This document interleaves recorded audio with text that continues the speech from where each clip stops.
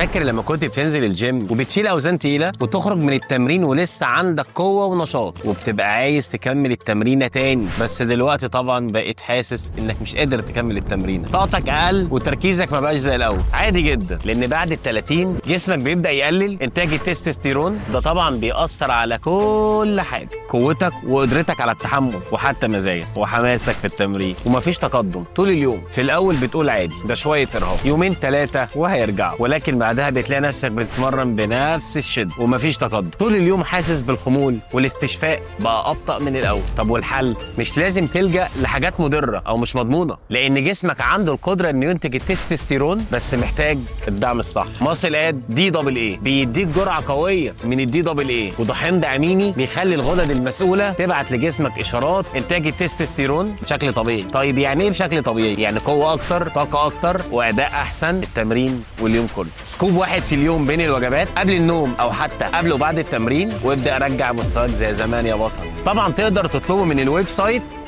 او رسائل الصفحه.